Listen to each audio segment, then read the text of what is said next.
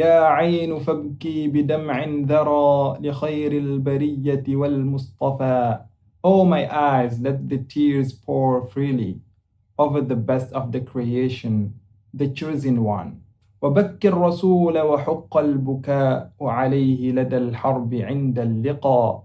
Weep, and you must do so over him during the meeting at the wars. Assalamu alaikum wa rahmatullahi wa barakatuh. Welcome back to the Arabic Fluency channel.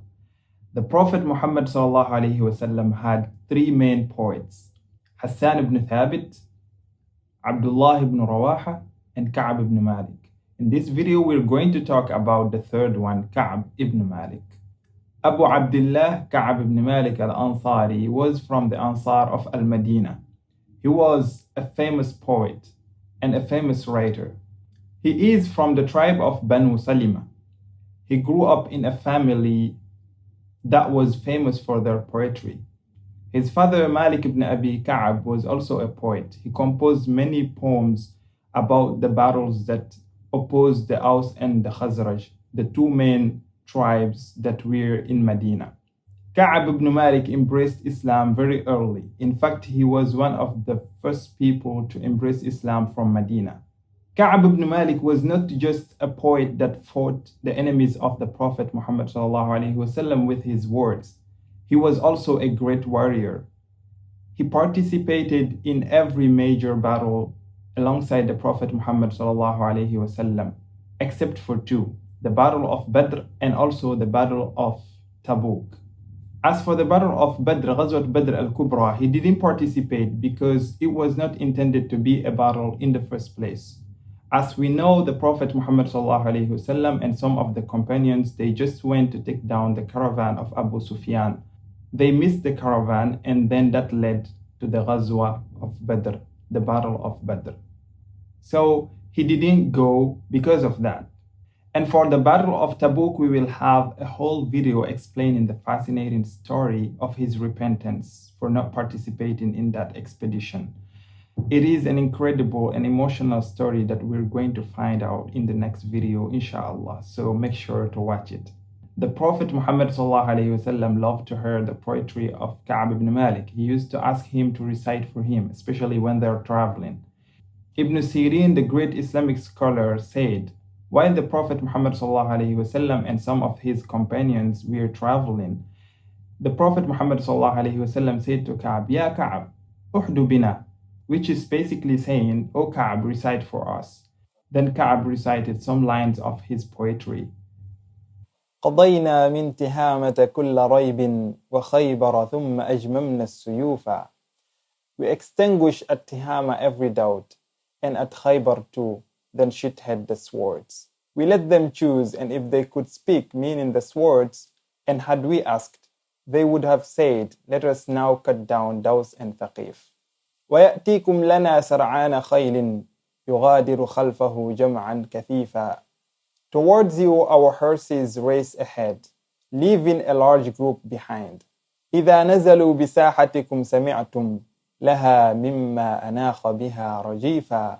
You will hear as they descend upon your field, from what has arrived a trembling sound. وإنا قد أتيناهم بزحف يحيط بسور حصونهم صفوفا.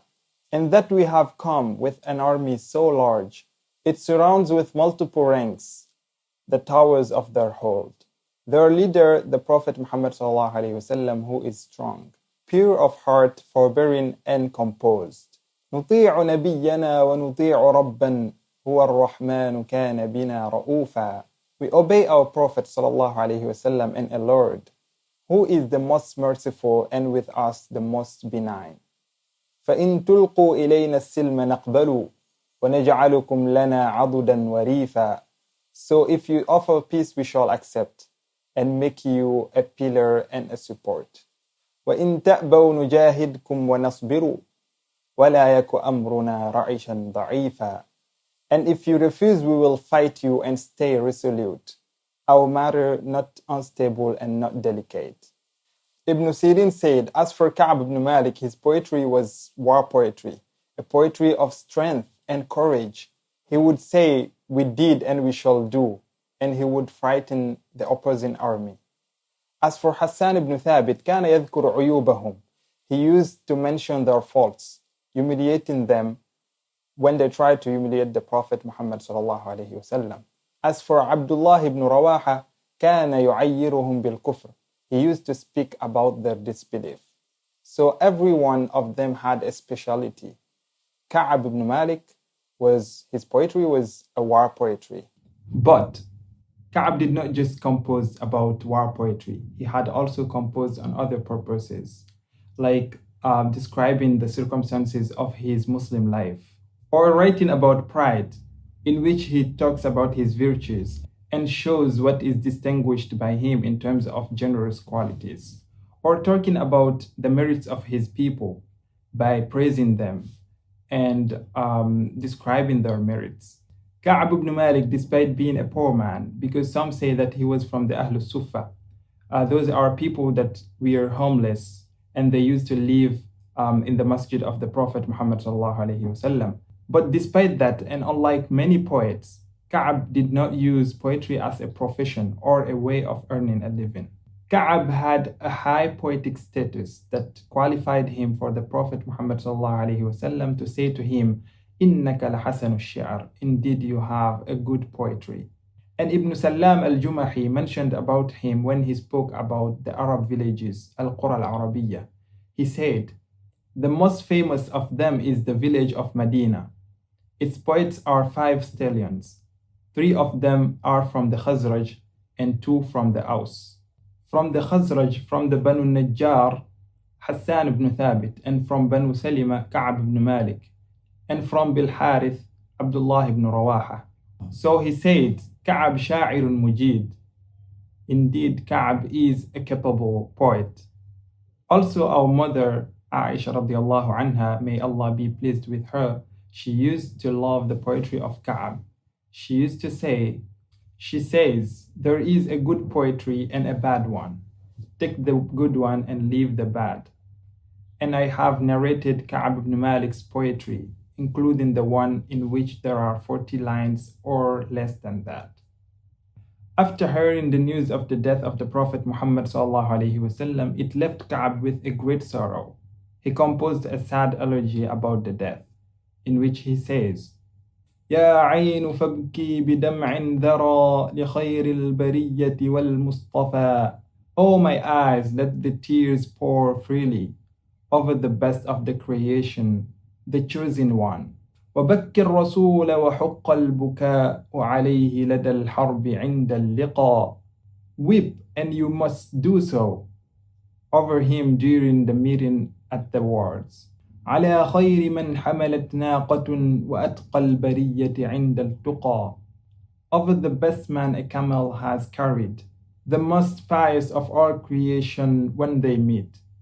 على سيد ماجل جحفل وخير الأنام وخير لها. Over the great and noble master, the best of man and the best in giving. له حسب فوق الأنام من هاشم ذلك المرتجى. His nobility exceeds all men from Hashim, and that is our hope. نخص بما كان من فضله وكان سراجا لنا في الدجى.